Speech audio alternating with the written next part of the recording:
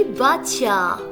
किसी गांव में एक धोबी रहता था। उस धोबी का एक गधा भी था जिससे वो अपने रोजमर्रा के काम लिया करता था। धोबी अपने गधे को बहुत प्यार करता था, लेकिन उसे खुराक देने में बहुत कंजूसी करता था। बेचारा गधा इतना कमजोर हो गया कि घर लौटते वक्त बीच जंगल में बोझ की वजह से लड़खड़ाकर गिर पड़ा। धोबी को अपने इस गधे पर बहुत तरस आया और सोचने लगा कि काश मैं इसे अच्छी खुराक दे पाता। धोबी जरा आगे बढ़ा तो उसे एक मरा हुआ शेर मिला। धोबी को अचानक ख्याल आया और उसने शेर की खाल को गधे पर लाद कर घर ले आया। शेर की खाल को धोबी ने अपने गधे को पहना दिया और उसका भेष बदल दिया। अब धोबी ने अपने गधे को खेत में छोड़ दिया। किसानों ने शेर को देखा तो खौफ से भाग गए और गधा बेखौफी से चलता रहा। सुबह हुई, धोबी इस गधे को घर ले आया। कई दिन ये सिलसिला चलता रहा। गधा मोटा हो गया था। वहाँ किसान फसलों के नुकसान को देखकर परेशान थे। उन्होंने छुपकर इस अनोखे शेर को देखा जो गोश्त खाने के बजाय घास खाता था। इसी असना में गधे ने आवाज निकाली, अच्छा तो हम बेवकूफ बन रहे थे। किसान अचानक से चौंक गए। ये शेर की खाल में गधा है। तमाम किसानों ने मिलकर गधे को बहुत मारा और उसका काम तमाम कर दिया। धोबी रोज की तरह सुबह अपने गधे को लेने आया तो अपने गधे को